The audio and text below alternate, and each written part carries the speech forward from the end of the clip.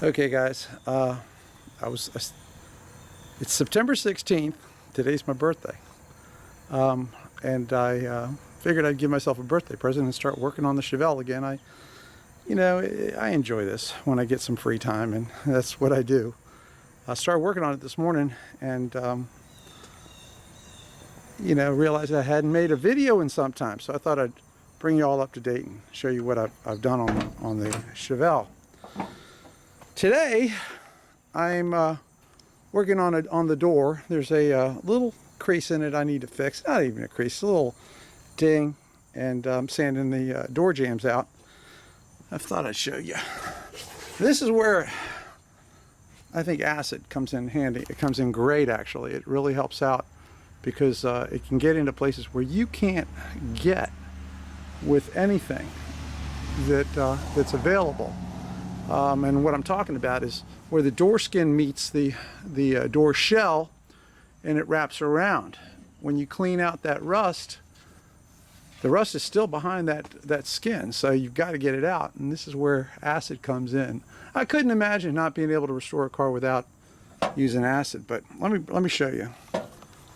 This morning I sanded down this, or I used a wire wheel and pretty much got it down to bare metal. I've got some spots where I need to get, and what you'll see on the bottom is actually not bad. I don't know if you can see that very clearly, but that's the. Let's see if I can get down on my knees here. It's right where I'm showing you, but there's a couple spots. There's a weld spot there that I'll have to hit, and then if you look around underneath the jam, that's the rubber. The rubber's coming off because remember, we're replacing all that.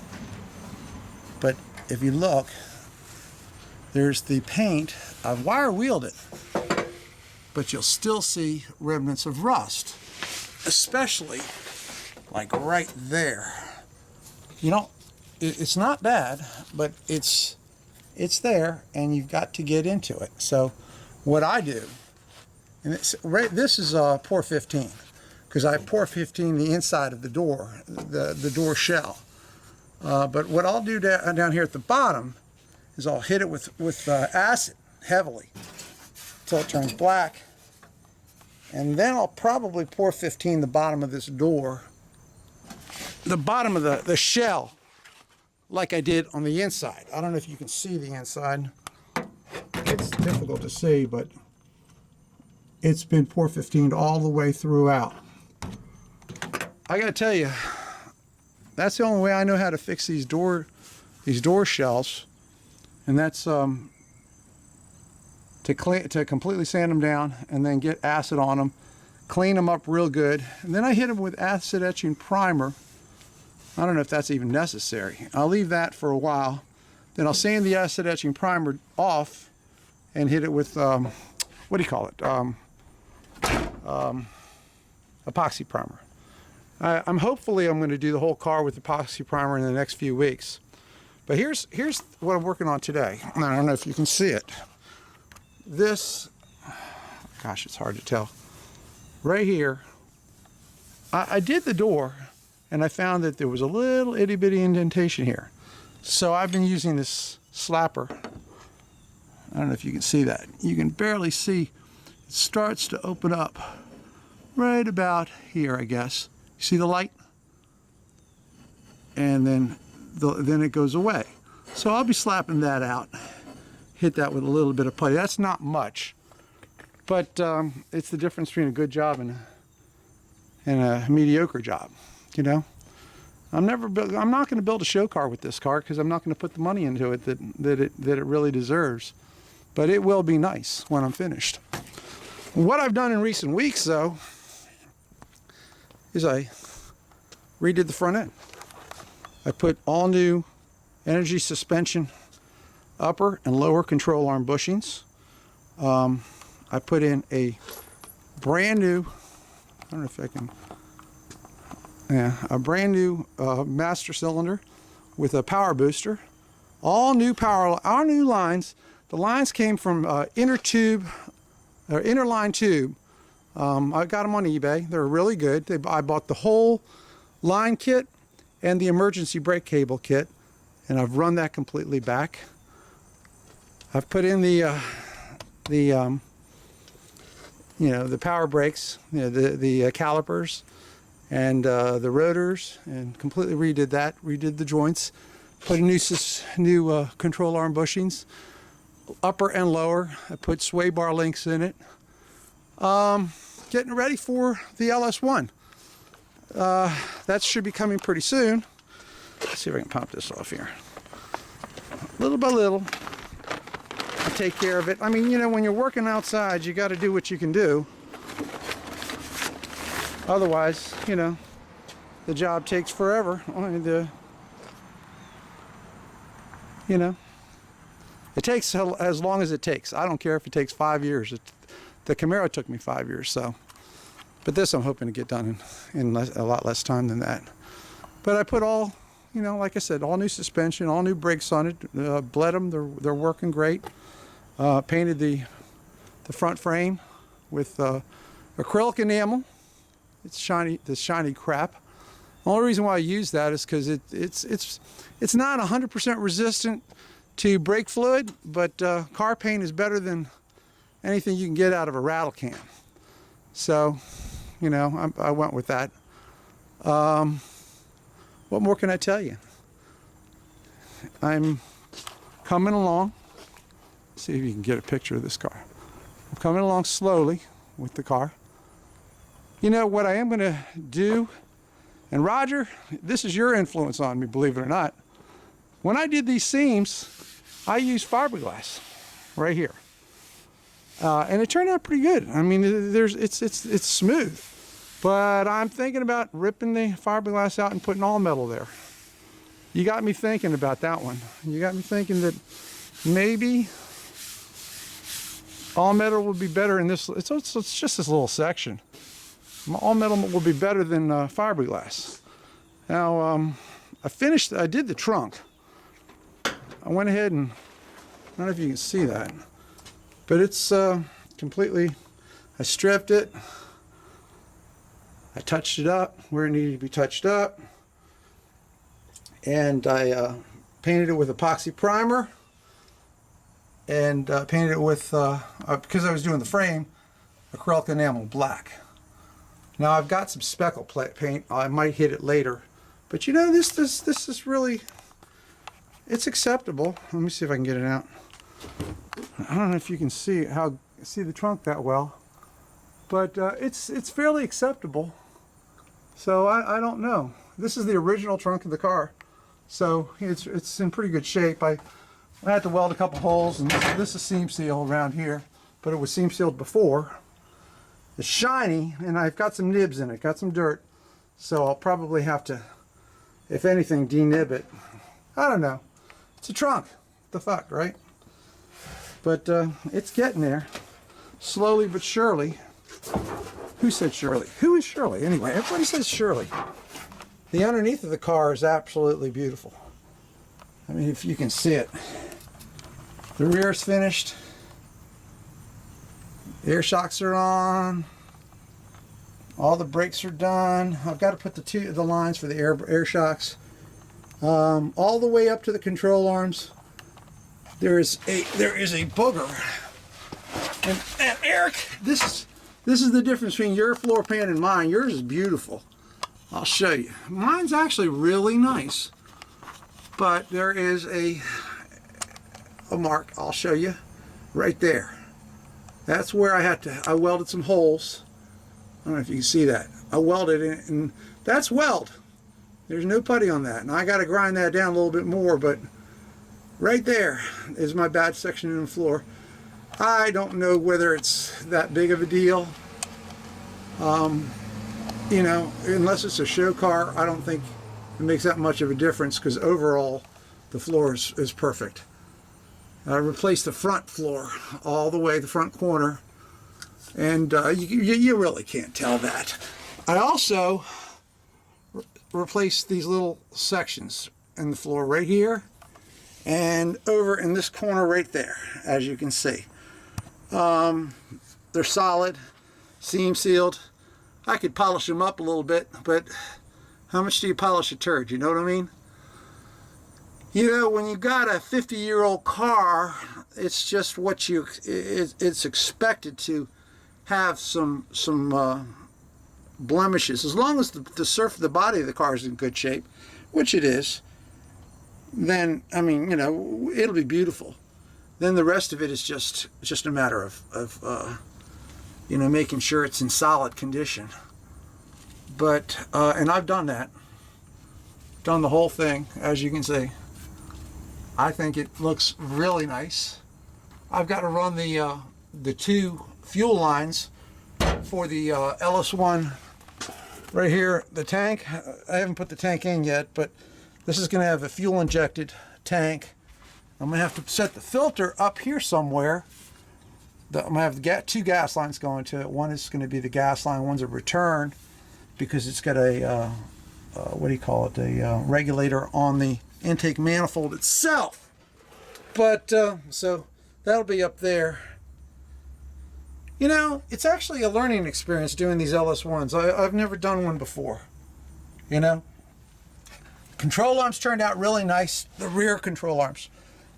These I picked up over at over on eBay. I don't know if you can see them. How great you can see them. They're really, you can't even see them, I'm sure. But they turn out nice. The lower control arms, they've got rust, the pits from the rust. The rust is gone, but the pits remain. They've been sanded, they've been primed, and they've been painted, but all the little rust pits are there. I can't get them out, you know, not unless I replace them, and I'm not going to do that. The left side, I think, is worse than the right. Here's the left, so that you can get an idea. But that's okay. The metal's good, and I don't think I'll have a problem ever with it. That's the torsion bar. That's the rear sway bar is bolted onto that, but it's in good shape. So the Chevelle's coming along. I'm going to be replacing these bushings. They're not bad, but I'm going to go ahead and replace them anyway. I've come this far, might as well change all the body bushings on the car. Oh my gosh, get up. Okay. Like I said, today's going to be working on that. That's, see if I can get a better shot than that. You see that dark? I wonder if you can see it if I get some light on it. There's a little spot. Right, where the hell is it? It's right there. I don't know if you can see that. Right there, there's a little shallow spot. Hopefully I'll get that spot out of there. And she'll be coming along. She's moving right along. It's like anything else. If you want something nice, you got to work for it, and you got to build it. But all in all, I think the Chevelle's coming out pretty good. I think the Chevelle's coming along pretty well. What the frickin' hell? Yeah, I think she's coming along really well. I tell you that inline tubes, I would highly recommend them. The price is not, you can get it cheaper, but you're not going to get the quality as nice. The fit was really good. They give you all the parts. They missed one part with me, called them up, told them. It was a coupler that they missed, which was the $3 part. But so what, when you pay for the whole kit? It's right there. And they sent it to me, next day. So it was all done. I think it's all right. Now I get also, Gary, if you're watching this, I need a 1998 power steering box like this. For 98 Jeep Cherokee, Grand Cherokee, got to be a Grand Cherokee 1998. It's a direct swap on this. The 69 Chevelle and the Camaro have a 16 or 17 to 1 gear ratio, and the 98 Jeep Cherokee has a quick ratio 12:7 to 1 power steering. So it goes from like a 4-turn, complete one side to the other, to like 2.5 to 3 turns. So it makes it a lot easier to turn the car. It makes it a nicer drive. So if you've got one, I'll buy it from you. I've been looking on eBay, and they're going for between $50 and $70. And I would like to get my hands on a 98. I'm going to be buying one in the next couple of weeks. So if you got one, let me know. What the hell, I'll buy it from my buddy before I buy it from a stranger. And that's where I'm at. I'll talk to you guys later, and keep up the projects. I'm enjoying watching all your videos. Y'all are great. Roger, you're doing a fantastic job on that Camaro. Oh, by the way, you were talking about your Camaros. I got a spoiler on this one. Let me see if I can get the key out of it. I got the key right here. All right. I just put a new bumper on it, and the Z28 bumper guards. They're kind of nice. Let's see if I got. Oh, there you go. There you go, Raj. It's nice and round. That's how the spoiler goes. Just like that. Well, that's how the spoiler is on this car. I don't know. This stud broke off here. I got to do something about fixing that. But that's where she's at. So she was boogered right here. It's boogered right here and here. It had a bolt here, and there was a bolt here, but apparently the bolt's missing. You see? And that's why it's oblong like this. But that's the way it was at the factory, because this car always had a spoiler. Anyway, guys, you guys inspire me, and I enjoy watching you. Keep it up, and I appreciate it. Have a wonderful day. Take care. Bye. Okay, yesterday I worked on that little dent over there, and I think it's gone. I just covered it up with a little, metal etching primer. And in fact, I got to run there. I've got to sand out, but it doesn't matter. This is what I call a rough body work here. I've got to come back and sand this down some more and hit it with a little bit of glaze. But, and I might have to hit a little glaze there, it looks like. I don't know. It has a teeny tiny... This is good over here. But I might, no, it's good. It might need a little more sanding. But I think it turned out okay. Inside the jam, I sanded the jam down to bare metal. I hate saying that. I sanded to bare metal, and then I wire wheeled this really good into this corner. I don't know if you can see that. And then I metal etched it. All that rubber's going to come out when I change the weather gasket, but I just wanted you to see what I'm dealing with. I mean, for a 50-year-old car, I've had to do no body work to the bottom of this door shell. That damn thing looks really nice. And I hit it with some metal etching primer. That's gonna be easy to sand off. The goal is to get all the body work done, and then I'll sand the whole car down. I got into the metal there, so I hit it with some primer. Sand it all down, and then I paint it with epoxy primer. But I'm a little different from you guys. I'd rather do the body work first, get it done best you can, wet sand the whole car, or sand it probably with 180, 220, and then maybe go up to 320. I don't know that I'll do that. And then after I get get it to a decent where it's going to take the epoxy and it'll adhere to it well, then I'll sand, then I'll paint the epoxy. So what I do, which is different, and You know, I've heard people say, oh, you can't use acid if you're going to use epoxy. I don't know if I agree with that. You know, according to Eastwood, they almost recommend you use acid with their product. I don't know if they recommend it or not. Pour 15 definitely recommends using some sort of an acid to clean the metals. Strip it, clean it with acid, and then paint your Pour 15 on it.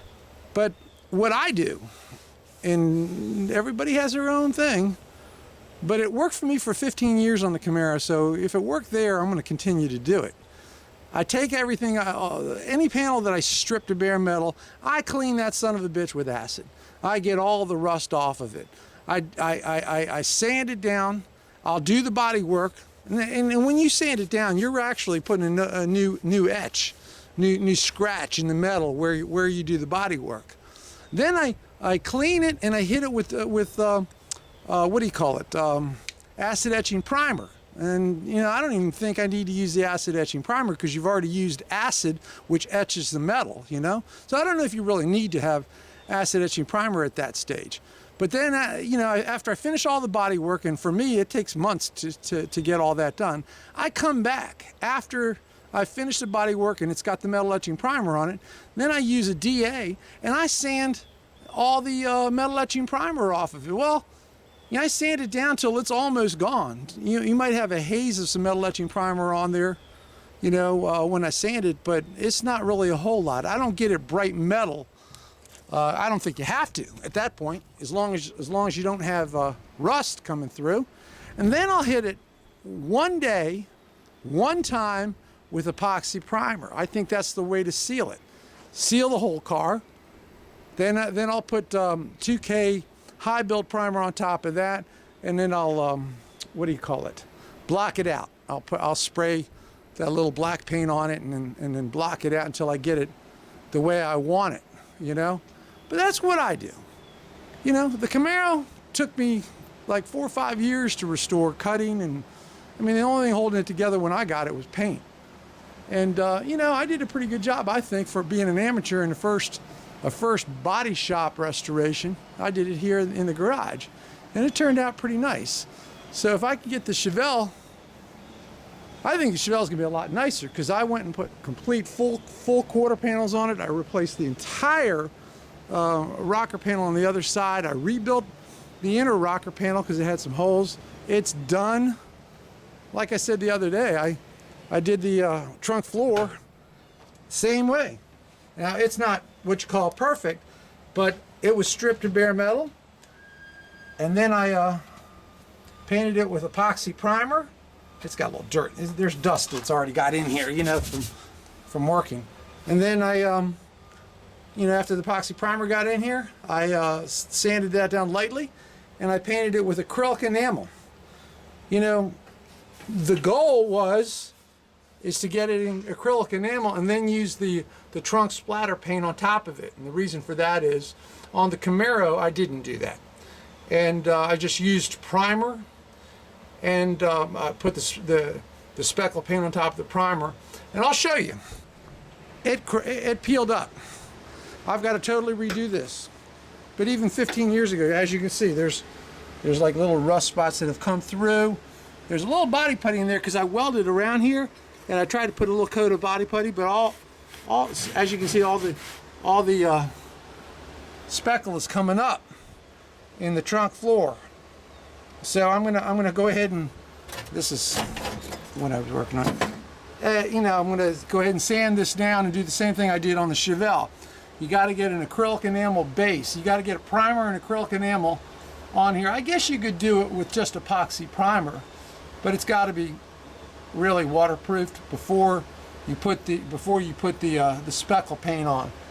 I mean, the speckle paint, you know, for 15 years, it's still in decent shape, relatively speaking. It needs attention, though. Really needs attention.